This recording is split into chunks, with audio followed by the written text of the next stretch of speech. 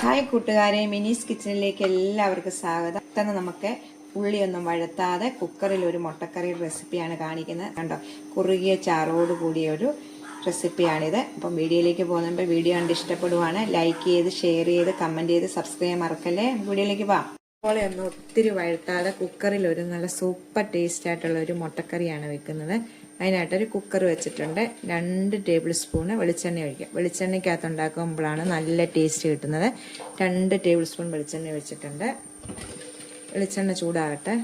ചൂടാകുമ്പോൾ അതിലേക്ക് 1 ടീസ്പൂണ് വെളുത്തുള്ളി ഇഞ്ചി ചതച്ചതിടാതെ,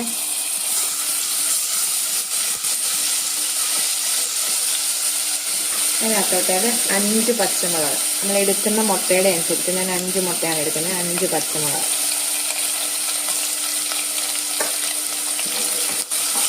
നല്ലോണം ഒന്ന് കഴിയുമ്പോൾ അതിലേക്ക് 3 മീഡിയം സൈസ് സബോള അരിഞ്ഞത്,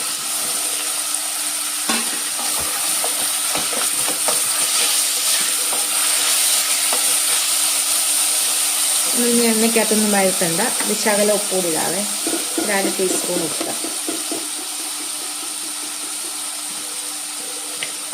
ഇച്ചിരി കരിയാപ്പിലയും കൂടി ഇട്ട് ശേഷം 3 ടേബിൾ സ്പൂൺ വെള്ളം കൂടി ഒഴിച്ച് നമുക്ക് അടച്ചു വെച്ചൊന്ന് വേവിച്ചെടുക്കാം. 3 ടേബിൾ സ്പൂൺ വെള്ളം കൂടി പോകല്ലേ. ചെറിയ തീയിൽ ഒരു 4 വിസിൽ വരുന്നിടം വരെ വയ്ക്കാം, ചെറിയ തീയിൽ. അപ്പോഴത്തേക്ക് ഈ സബോള നല്ലോണം വെന്തിരിക്കും. പിന്നെ ഒരു അരപ്പുണ്ടാക്കാൻ വേണ്ടിയിട്ട് ചെറു ജാർ എടുത്ത് വെച്ചിട്ടുണ്ട്. ഇതിലേക്ക് 1 കപ്പ് തേങ്ങ, 1 കറുവാപ്പട്ട, ഒത്തിരി ഇടല്ലേ, കുത്തല് വരുമ്പോൾ ഇതുപോലെ ഒരു ചെറിയ കഷ്ണം, 1 ഗ്രാമ്പു, 1 ഏലക്ക, 1/2 ടീസ്പൂണ് പെരിഞ്ജീരകവും കൂടി ഇടാം. ഒക്കെ ഇതൊന്ന് ക്രഷ് ചെയ്തിട്ടൊന്ന് വരാം. എന്നിട്ട് 1 കപ്പ് വെള്ളം ഒഴിച്ച് നമുക്കൊന്ന് അരച്ചെടുക്കാം. നല്ല ഫൈനായിട്ട് അരക്കണം. ഇതുപോലെ ഒന്ന് ആദ്യം ഒന്ന് കറക്കിയെടുത്ത ശേഷം 1 കപ്പ് വെള്ളം ഒഴിക്കുകയാണെങ്കിൽ പെട്ടെന്ന് അരഞ്ഞു കിട്ടും തേങ്ങ. 1 കപ്പ് വെള്ളം ഒഴിച്ച് നമുക്ക് നല്ലോണം ഒന്ന് ഫൈനായിട്ടൊന്ന് അരച്ചുകൊണ്ട് വരാം. ഇതുപോലെ ഞാൻ അരച്ചുകൊണ്ട് വന്നിട്ടുണ്ട്. ഇത് മാറ്റി വെക്കാം.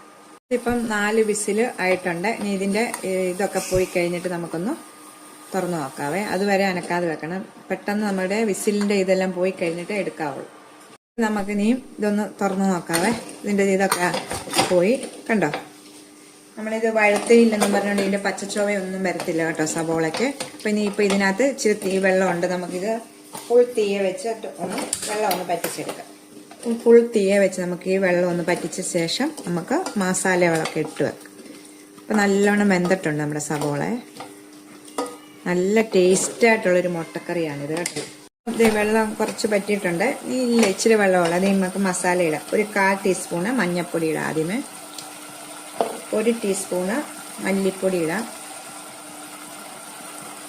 1 ടീസ്പൂണ് മുളക് പൊടി ഇടാം. 1/2 ടീസ്പൂണ് ഗരം മസാലപ്പൊടി. എന്നിട്ട് പൊടിയുടെ എല്ലാം പച്ചമണം പോകുന്ന വരെ നമുക്കൊന്ന് വഴത്തിയെടുക്കാം. ഈ പൊടിയുടെ എല്ലാം പച്ചമണം ഇപ്പം നല്ലോണം ഒന്ന് മാറിയിട്ടുണ്ട്. ഇതിലേക്ക് 2 തക്കാളി, ചെറിയ 2 തക്കാളിയാണ് ഇവിടെ ഇട്ട് വഴത്തിയെടുക്കാം.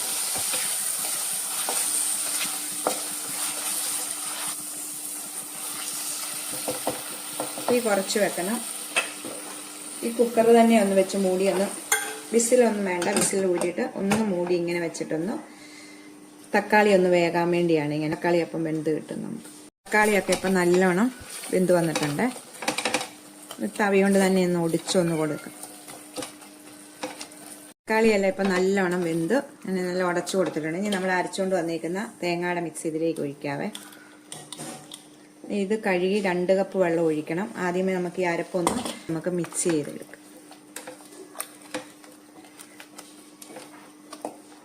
അതിനുശേഷം മിക്സിയുടെ ജാറ് കഴുകി 250 ml കപ്പിന് 2 കപ്പ് വെള്ളം കൂടി ഇതിലേക്ക് ഒഴിക്കാം. 2 കപ്പ് വെള്ളം കൂടെ ഇതിലേക്ക് ഒഴിക്കാം.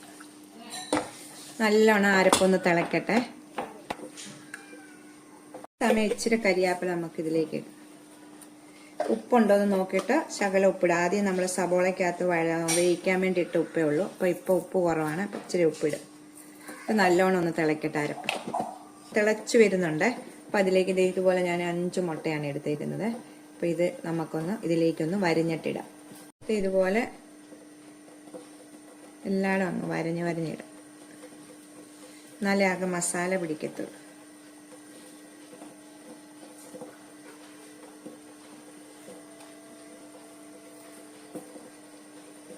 മുട്ടയും കൂടെ ഇട്ട ശേഷം നമുക്കൊന്ന് തീ കുറച്ച് വെച്ച് ഒന്നും ഒരു 2 മിനിറ്റ് നേരം കുക്കർ ഇങ്ങനെ ഒന്ന് അടച്ചു വെക്കാം.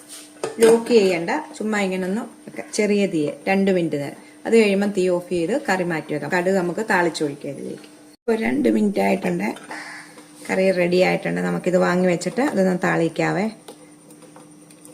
ഒന്നും വഴുത്താതെ നല്ല കുറുകിയ ചാറ് മാറ്റി വെച്ചിട്ട് നമുക്കൊന്ന് താളിക്കാം. ചീനച്ചട്ടിക്കകത്തോട്ട് ഒരു ടേബിൾ സ്പൂൺ വെളിച്ചെണ്ണ വെച്ചിട്ടുണ്ട്. പിന്നെ ചൂടാകട്ടെ. ഒരു 1/2 ടീസ്പൂൺ കടുകിലാണ്. കടുക് പൊട്ടിയിട്ട് ഒരു 3-4 ഉള്ളി.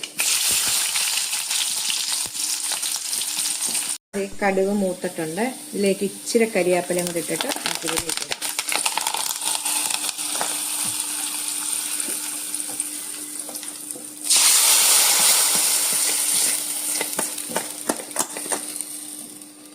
ലാസ്റ്റ് നമുക്കിച്ചിരി മല്ലിയിലയും കൂടി ഇതിനകത്തോട്ടിടാം. നല്ല ടേസ്റ്റ് ആയിട്ടുള്ളൊരു മുട്ടക്കറിയുടെ റെസിപ്പിയാണ്. അപ്പോൾ പെട്ടെന്ന് ഉണ്ടാക്കാൻ പറ്റുന്ന റെസിപ്പി. നമുക്കിനി മൂടി വെച്ചിട്ട് ഒരു 5-10 മിനിറ്റ് കഴിയുമ്പോൾ നമുക്ക് ഉപയോഗിക്കാം. നമ്മുടെ കറി റെഡി ആയിട്ടുണ്ട് കണ്ടോ. അപ്പം ഞാൻ ഉണ്ടാക്കിയ ഒരു 5 മിനിറ്റ് കഴിഞ്ഞപ്പോഴത്തേക്കാണ് ഇത് കണ്ടോ. നമ്മൾ ഉള്ളിയൊന്നും വഴുത്താതെ പെട്ടെന്ന് നമുക്ക് ഉണ്ടാക്കാൻ പറ്റുന്ന ഒരു കുക്കറിൽ ഉണ്ടാക്കിയ ഒരു മുട്ടക്കറി റെസിപ്പിയാണ്. അപ്പോൾ എല്ലാവരും ഒന്ന് ട്രൈ ചെയ്ത് നോക്കണം കേട്ടോ. ടാറ്റാ.